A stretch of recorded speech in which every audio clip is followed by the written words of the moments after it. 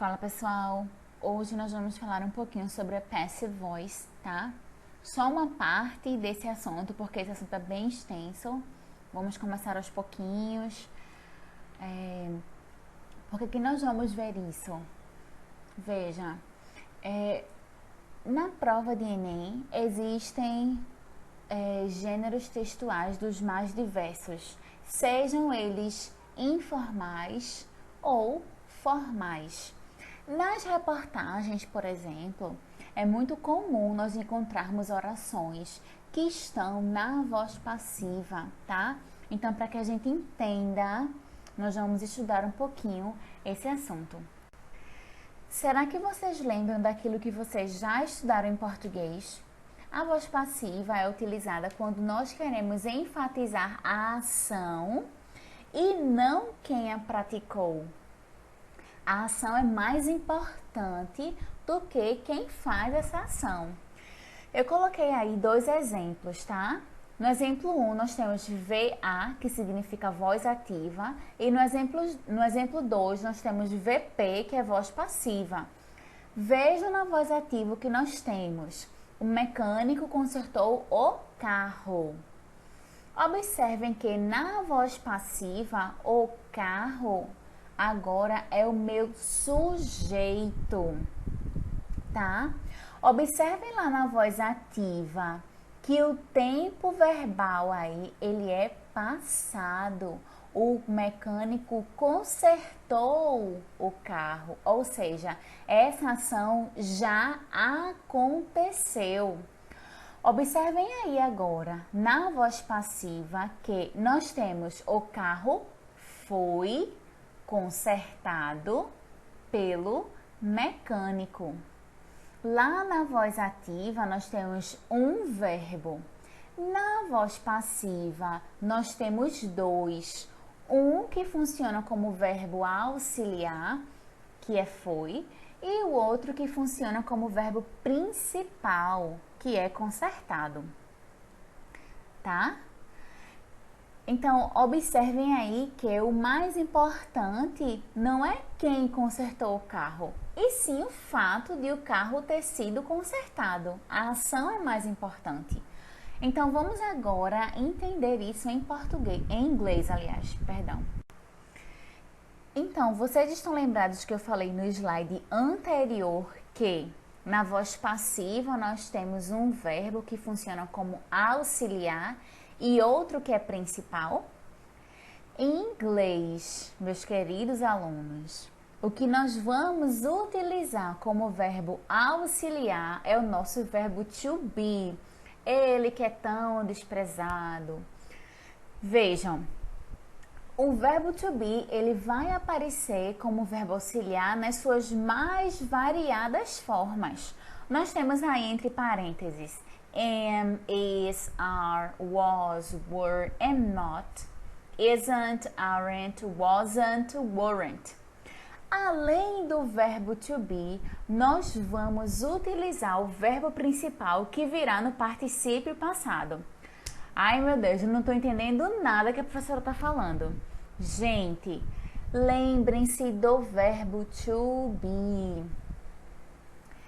Ele é tão visto, mas ele é tão pouco aprendido.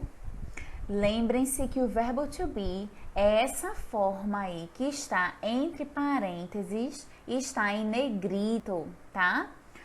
E o que é então o particípio passado dos verbos? Meus alunos, este ano, lá no início do ano, lembram-se daquela tabelinha que nós fizemos que tinha forma básica, passado, particípio passado, presente perfeito, passado perfeito? Lá naquela tabelinha tinha particípio passado. É isso que eu vou querer de vocês agora para a voz passiva. Outro detalhe, no livro de vocês, lá no final, tá? Vocês têm uma tabela bem grande com vários verbos.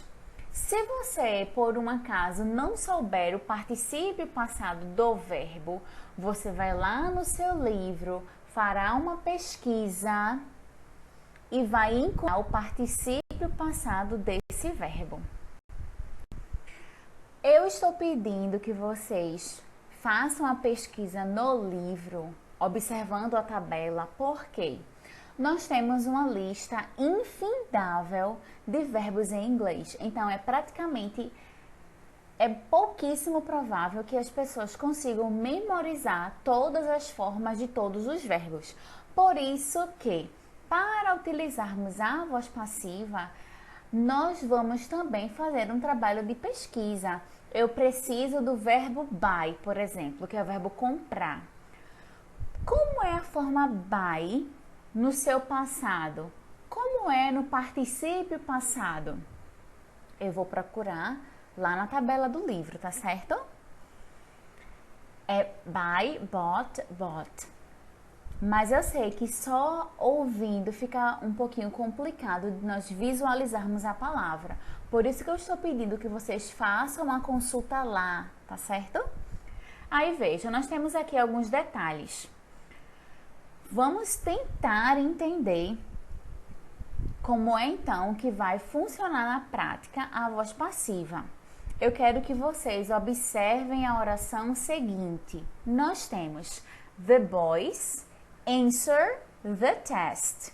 Os meninos respondem ao teste. Veja só.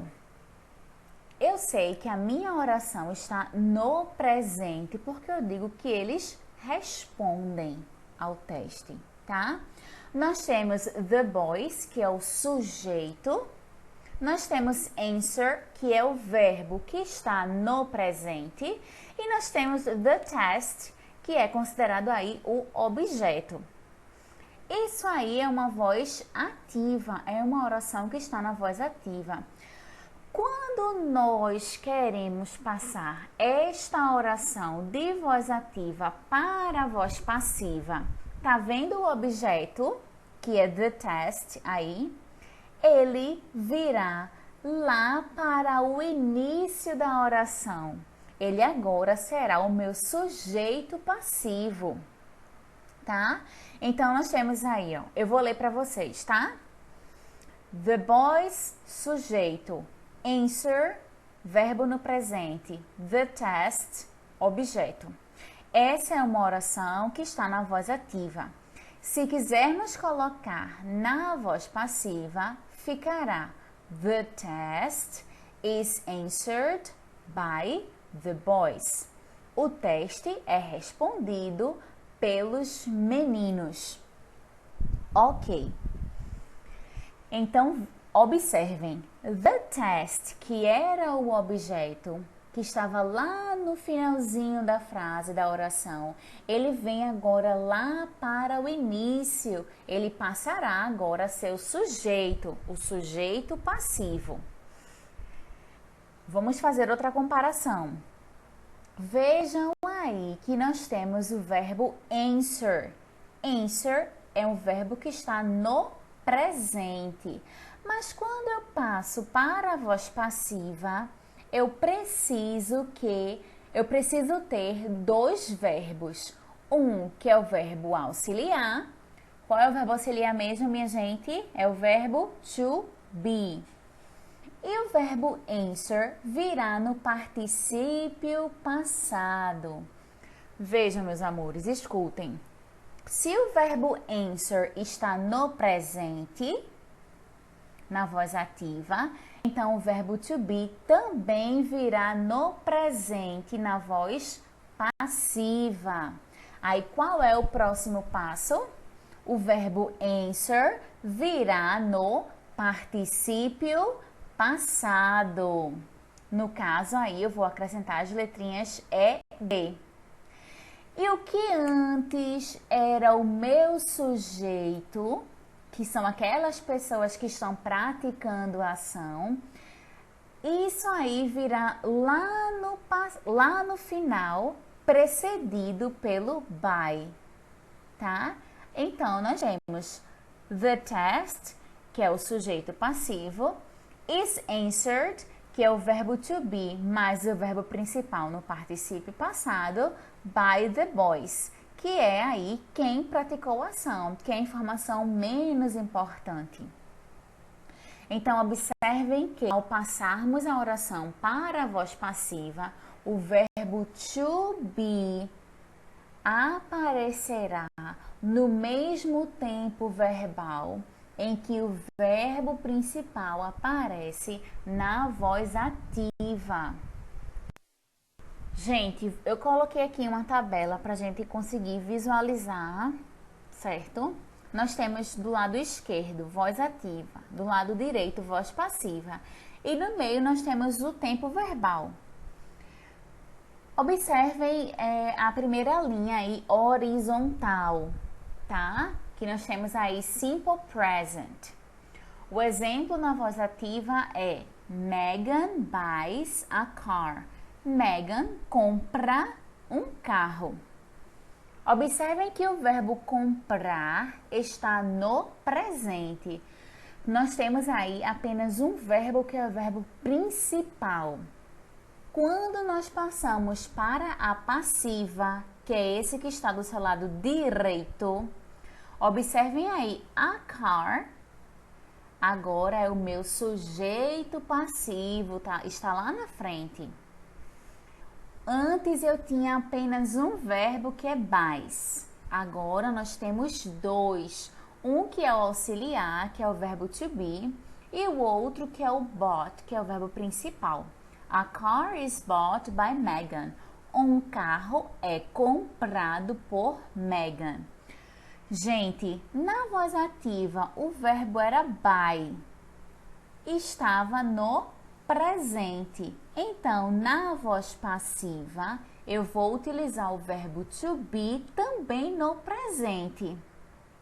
E agora, o meu verbo principal, que é buy, ficará no particípio passado. Eu sei que o particípio passado do verbo buy é bought. Eu já tenho esse conhecimento. Mas se por um acaso você está esquecido, eu não sei, lembrem-se do que eu falei. Vão lá na tabela do livro de vocês que vocês encontrarão. Então, na voz passiva nós temos o verbo to be que virá no presente, mais o particípio passado do verbo. Vamos agora à segunda linha horizontal, que é o simple past. Megan bought a car. Megan comprou um carro. O verbo buy aí está no passado. Se na voz ativa o meu verbo está no passado, então na voz passiva o verbo to be também virá no passado. E o meu verbo principal, o que é que vai acontecer com ele? Nós vamos utilizá-lo no presente perfeito. Então, a car was bought by Megan. Um carro foi comprado por Megan. Vamos agora ao tempo verbal future, que é o futuro. Vejam lá na voz ativa do seu lado esquerdo. Megan will buy a car. Megan comprará um carro. É futuro. O verbo buy veio precedido do will. E agora, como é que vai ficar na voz passiva? Da mesma forma que os outros. Se o meu verbo principal está precedido do will na voz ativa, então na voz passiva é o verbo to be que virá precedido do will. E o verbo principal, que é o verbo buy, virá no particípio passado. Um carro será comprado por Megan. Então, foi o verbo to be que veio precedido do will. Eu coloquei essa outra tabela para que vocês visualizem outro verbo, que é o verbo deliver, que é o verbo entregar, tá? Nós temos aí simple present, simple past e simple future, tá? Na voz ativa, E na voz passiva, a diferença de um e do outro, aquilo que a gente acabou de ver. A diferença aí é que aqui nós temos o plural, tá? O verbo to be é are e were. Lá nos exemplos anteriores eu coloquei o verbo to be no singular.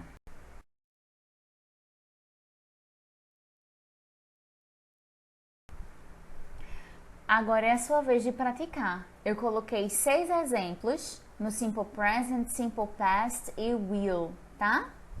Como é então que essas frases ficarão na voz passiva? Tentem fazer sozinhos, estudando aquilo que a gente acabou de ver e só depois vejam o próximo slide para que vocês percebam se acertaram ou não.